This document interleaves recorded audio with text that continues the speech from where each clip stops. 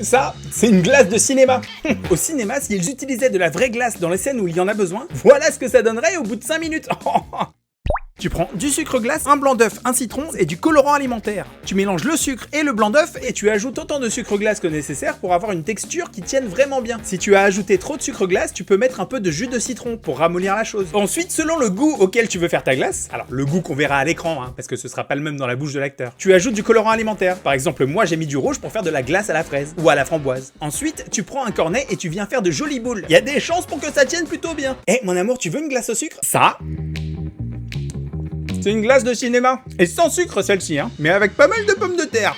Il faut donc de l'eau, du lait, des flocons de pommes de terre et du colorant alimentaire. Sans sucre du coup de préférence. J'ai donc commencé par faire chauffer le lait avec l'eau. J'ai ensuite ajouté le colorant et j'ai glissé le tout dans les flocons de pommes de terre petit à petit pour que ça reste assez épais. Bah oui, puisque l'idée est de faire une purée plus épaisse que d'habitude pour que ça tienne en place sur le cornet de glace. On en fait une belle boule qu'on peut venir terminer à la main et tadam! Si cette fois je reçois un seul commentaire qui me demande quel goût ça a, eh mon amour, la prochaine fois je fais une glace au poireau.